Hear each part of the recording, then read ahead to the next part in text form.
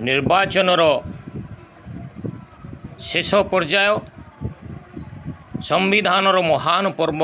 ए निर्वाचन पर्व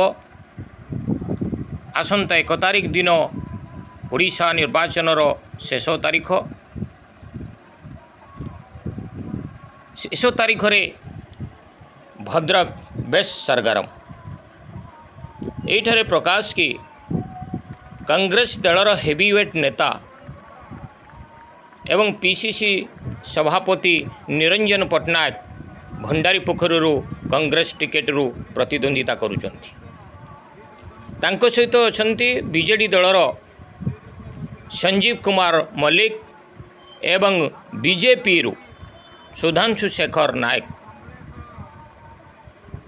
तीन जनक मध्य प्रतिद्वंदिता चलीथिबा बेले निर्वाचन मैदान रे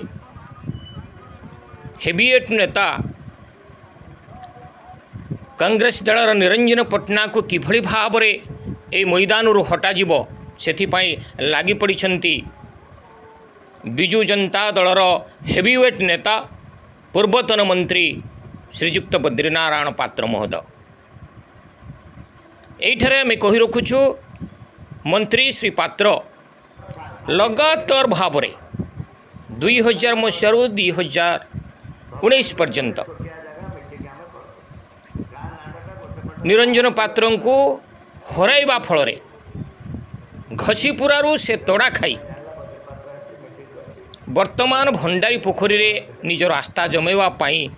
जो निर्वाचन मैदान रे जो रणांगन रे ठिया होइछंती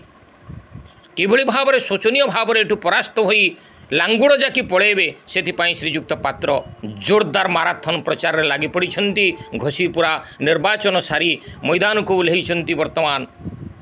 संजीव मल्लिक को साहस देउचंती श्रीजुक्त पात्र भंडारी पोखरी रे विशेष परी प्रचार होउथवा आगरपड़ा अंचल रे जो कांग्रेस दुर्ग को किभली भाव रे भांगिबे श्रीयुक्त पात्र को निमंत्रण करा जाइछि। एठारे से माराथन प्रचार करुचंती। तांको संगरे मध्य रहुचंती युव नेता लाला स्वाई जे कि सबु बेले निरंजन पट्टनायक को समालोचना करि आछंती विभिन्न मीडिया रे। आज जहाँ देखागला 4टी जगह सभा करुवा बेले कांग्रेस पक्षर अजोथारे 10-20 गाड़ी धरी रैली करवा माइक प्रचार गाड़ी टी बुलेवा एवं विभिन्न स्थान में छोटकटिया एमती अप्रीतिकर परिस्थिति सृष्टि करथिले। भवानीगंज माँ मान द्वारा तोड़ा खाई कांग्रेसर कर्मी माने जाइछंती। एठारे आम कहू रखुचु जड़े निरंजन पट्टनायक जदि जड़े भद्रलोक ताले तांको कर्मी माने तांको अजथारे विभिन्न जगार गंडगोल करी तांको काहींकी एठी बदनाम करुछंती। से निर्द्वंद्व निर्वाचित होबार कथा हो पारु नाहंती काहींकी। घसीपुरारू 5 थर तोड़ा खाइले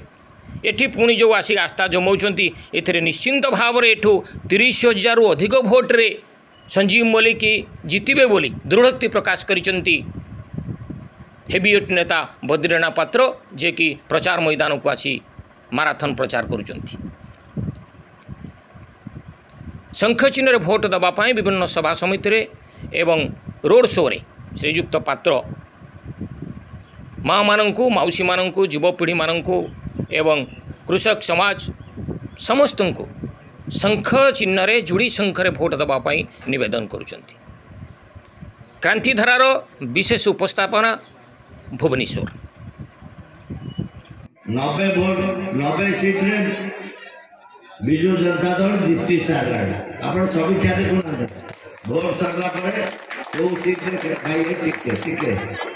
एठी शेष सत्ता चलिए कांग्रेस तो नहीं निरंजन पट्टनायक मध्य रही ये निर्वाचन में स्पष्ट है। लोकंर जहाँ मत मुझे देखुची जहाँ लोकंर जो ताती ये गरम देखुची मु निरंजन पट्टनायक स्थान ये ना से बोधे तृतीय स्थान को भी पड़े जापर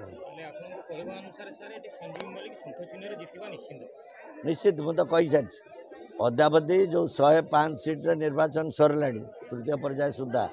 से तो विजु जनता दल सरकार गढ़ी सारे 90 सीट्रे जीति सारे जहाँ समीक्षा आउ जो 42टा सीट अच्छी से भी तो आम 30टा सीट जीतबू ना तेणु से दृष्टि एटी संजीव मल्लिक मंजुलता बंडर दुई जन जाक एमपी एमएल प्रार्थी बहु भोट्रे जितबे एटा स्पष्ट हो जाए। सर काली के वोट ये निरंजन पट्टनायक स्वभाव या सहित तो मु रेगुलर 90 मसीहा लड़े मोर चली मुझे स्वभाव जानी से सबु जगार एमती हिंसार आश्रय नियंती एठी मुझे देखुचे हारिबा भयर से हिंसार आश्रय नहीं गत काली जिते बड़ा आमर मीटिंग होता भवानीगंज में माँ मैंने बहुत संख्यार थे गुंडा मैंने जा गाड़ी मोटरसाइकेल नहीं चढ़ेवा उद्यम कले धक्का मारे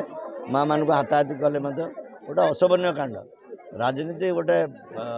हिंसार स्थान नहीं राजनीति किंतु जिते बड़े निरंजन पट्टनायक को आम देखु चरित्र बदलनी अतीत जहाँ था ये माँ मान को पिटा से साहस कले गुंडा मैंने नवीन पट्टनायक माँ मान को शीर्ष रखिला बेले अजस्र योजना करके भल रखा चाहूला बेले सम्मान दूसरा बेले ये माड़ मारिक भोट नबार जो प्रयास कर गोटे अपप्रयास केवे सफल हेनी तेणु सारा माटी में मुझे देखुची आज माँ मैंने एकजुट होती युवक छात्र ठूँ आरम्भ कर कृषक श्रमिक समस्त एकाठी दूर को फोपाड़ी देवे सबुदिन मुझे तो जानी कांग्रेस जो कफिन शेष कंटा भंडारी पोखरी बासी ही मारे सबुदिन कांग्रेस लोप पाई